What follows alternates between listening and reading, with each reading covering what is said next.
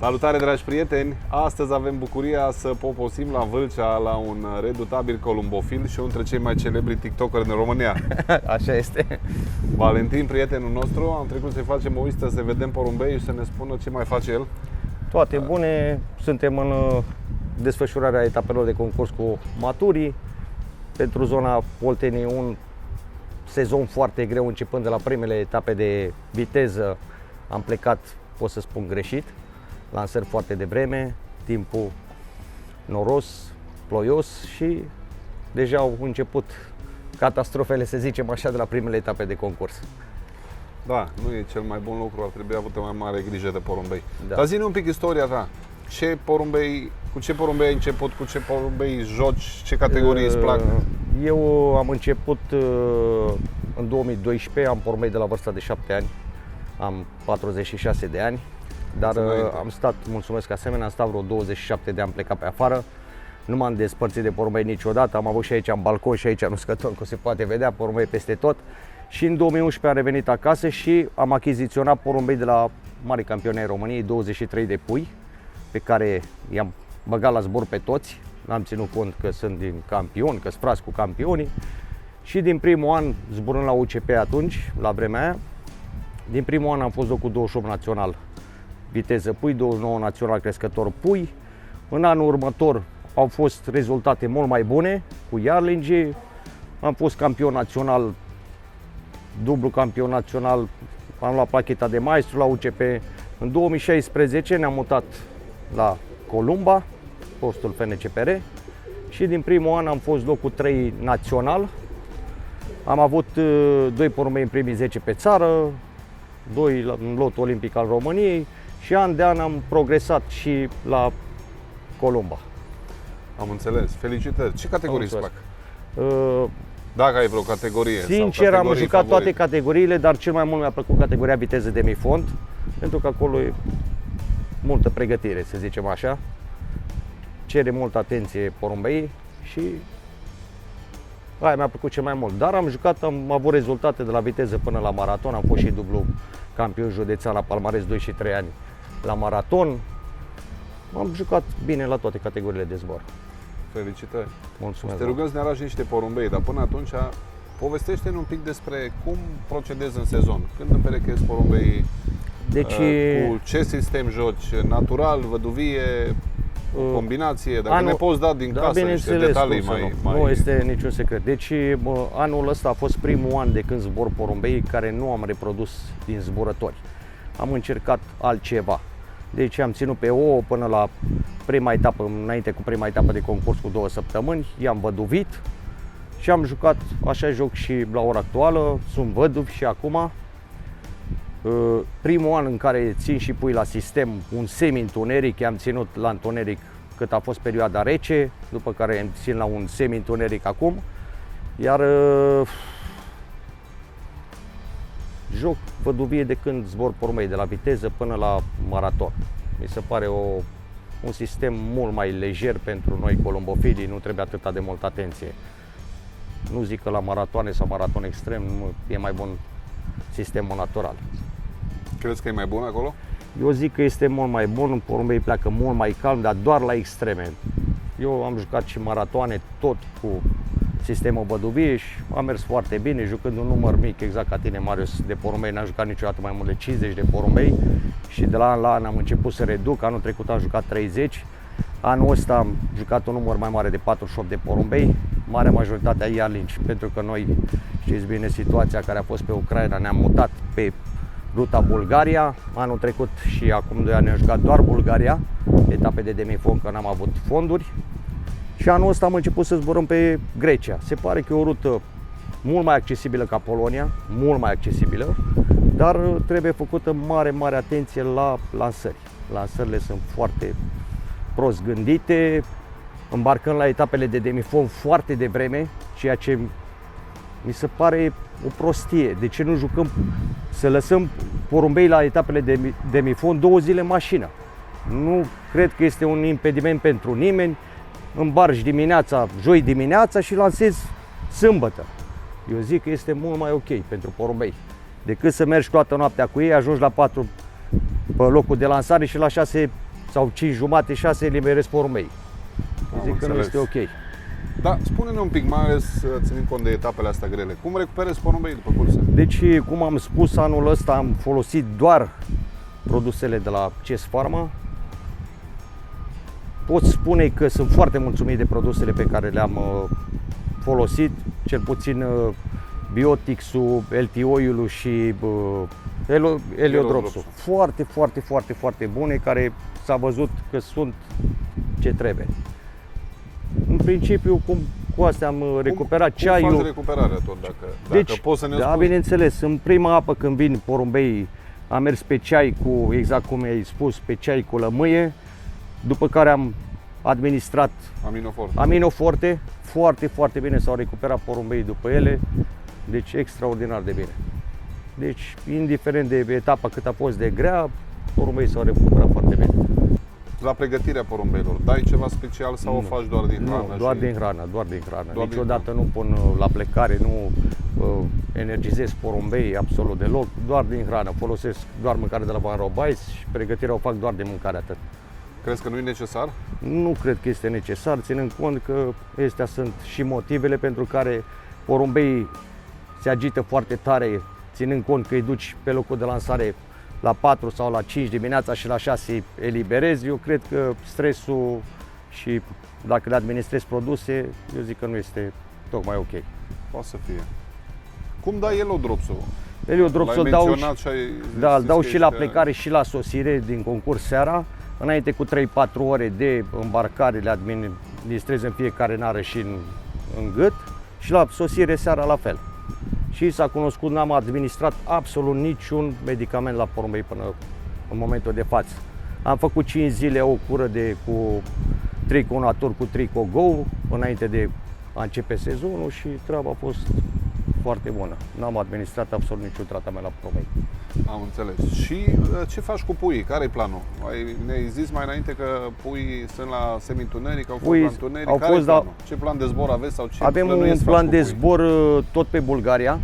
Se pare că trebuie umblat un pic la etapele de concurs. S-au văzut primele etape, au fost foarte grele. Trebuie mers în teren și căutate locuri de lansare, că aici este marea problema. Asta e important. Locurile de lansare, pentru că la etapa de turnul Măgurele, care noi am avut-o prima în planul de zbor, a fost ca un demifond. Și nu doar prima etapă, toate etapele de turnul Măgurele, adică o distanță de 150 de km, 110 la primul, ca la demifond vin porumbei. Denotă că acolo e ceva, nu e un loc de lansare corect, un loc de lansare bun. Mă gândeam acum, am scuz că te întrerup, câte locuri de lansare le-am văzut personal în ultimii 20 de ani. Mi-am avut o pasiune pentru asta, să mă duc să le caut. Toroxea Micloșu, Budapesta a găsit-o pe Atoianu la noi, Tatabani, Paprika, ce o zburăm noi acum, Taborul, noi nu mai zburăm, zboară Aradu și Timișu. Foarte bună locație pe un platou așa sus. Cum ai lansat de acolo, în zona aia? Marius, exact așa aveam noi la Dunavățul de Jos, când lansam pe vremuri la Dunavățul de Jos, distanța între Dunavățul de Jos și Dunavățul de Sus erau 5 km. Când lansam la Dunavățul de Jos, jumătate din porumbei pierdeam. Când lansam la Dunavățul de Sus, veneau porumbei foarte bine. Acum am avut Stremovo 1, o distanță de 386 de km am avut eu, au venit porumbei senzație. La al doilea Stremovo, 181 de km am avut eu, catastrofă. La al treilea Stremovo, 181 de km, catastrofă. Denotă că acolo ceva nu e în regulă. De 6 km a 5 km care au fost de la primul punct de lansare a fost mult mai bun. Și la fond la fel. Influențează foarte mult. Foarte mult. Eu fiind pasionat de treaba asta, am sunat la un moment dat la Federația Olandeză. Cred că mai bine de 10 ani, 12-15 ani. Am făcut rost de număr, mi-a răspuns cineva și mi-a dat un număr de telefon de la comitetul lor de lansări. Ce a putut să-mi spună și respectivul prin telefon, dar mi-a zis un singur lucru. Unde găsim un loc bun de lansare, nu mai renunțăm la el. Corect, așa trebuie. Unde vin porumbeii bine. Adică sunt locuri de unde porumbeii vin bine și locuri de unde vin mai prost. La ei s-a văzut energia, orientarea, ce se întâmplă, nu-mi dau seama. Noi la maraton, de exemplu, avem locația de la Stendal, o locație foarte bună, de unde nu vin la toată lumea, că vorbim de 1000 de kilometri, e clar, nu e ca la viteză. Dar o locație în care la cei care pregătesc vin porumbei niciodată. Dacă ai grijă la transport, la hrană, la toate cele, porumbei se întorc. Și aici, și pentru cei care se uită la noi, cred că e important de mers în teren. E un efort, este un efort. Marius, Dar să vii, noi suntem acum pe blocul Valentin, da, la Vâlcea, să vii să cauți cea mai bună, cea mai înaltă poziție. Și acolo să te duci, e foarte important. Marius, eu nu cred că a ajuns colombofirea atât de costisitoare pe cât spun unii, că am spus mereu, țineți număr mic de porumbei să puteți să îi întrețineți corect, absolut. Da? Așa este și cu mersul în teren. Eu nu cred că un colombofil nu va da 50 de lei sau 70 de lei sau 100 de lei să meargă în teren 2, 3, 5 oameni care se pricep la treaba asta. Nu costă 50 am dat un exemplu. Am dat un exemplu că oamenii vorbesc de 1000 de euro. Nu te costă 1000 de euro să te duci până în Grecia să găsești 7 locuri. Să mergi cu mașina de 2 zile, ai o noapte pe drum, bineînțeles, cât să te coste? 1000 de euro. 1000 de euro mergi, boier, faci asta un zic, acolo. 1000 de euro. Sunt 200 de crescători într-un județ, cât vine? Nimic pentru a trimite 2 oameni în teren. Da, cred că e important. Acum să ne întoarcem un pic la puii tăi. Care e planul cu puii? Deci ce categorii vrei să abordezi la pui? Deci nu avem decât 10 etape de concurs cu puii, doar viteză. Deci s-a constatat că pentru noi demifondurile la pui sunt catastrofale, se pierde un număr foarte mare de pui și am decis că anul acesta am făcut un plan de zbor până la 300 de kilometri. Dar repet, trebuie mers în teren, indiferent că sunt etape scurte, trebuie mers în teren și văzute locurile de lansare. Locurile de lansare. N-am fost niciodată de acord cu sistemul întuneric la pui, pentru că mi se pare că e un robotism așa. Am jucat întotdeauna așa, a fost locul 3 național viteză, pui locul 6 național. În fine, am avut rezultate și cu pui ținuți normal. Dar am zis să încerc și sistemul ăsta să văd dacă pot să-l duc până la capăt. Și cum ți se pare? Mi se pare ok, o să vedeți, pui arată senzațional, zic eu. Acum vedem și rezultatele lor care vor fi. Nu știu să spun. Azi ne arăți 2 porumbei care cei mai dragi. Haideți să și întrebăm. După aia ne arăți și puii cum se prezintă pe sistemul la întuneric. Deci vreau să vă prezint un mascul de 2020 cu seria 759109, un mascul care anul trecut a fost locul 5 provincial. Repet, a jucat doar etape de demifond anul trecut și acum 2 ani. Un porumbel foarte bun, fratele lui a fost locul 4 național în 2019, un porumbel cu un coeficient de 7 puncte și ceva a avut fratele lui. Vedem anul ăsta dacă va reuși ceva la palmares, dar se pare că etapele de demifond sunt cam încheiate. Porumbeii mei sunt o talie mijlocie spre mică. Marius, acum.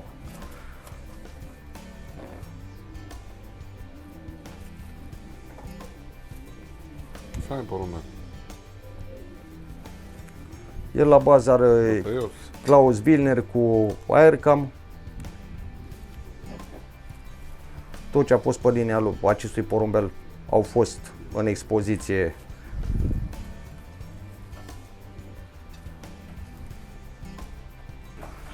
Femela cu care el este în pereche. Ea a fost locul 3 județean la viteză Yarling. Este soră dreaptă și cu locul 3 semifinală Columbodrom Oronic, sora ei de cuib.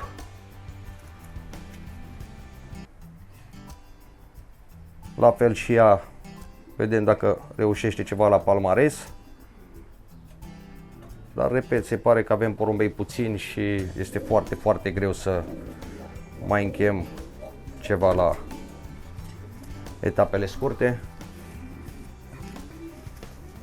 Porumbei arată bine, zic eu, sunt pregătiți.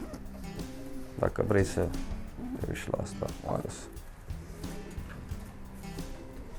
Ce bombă de femeie.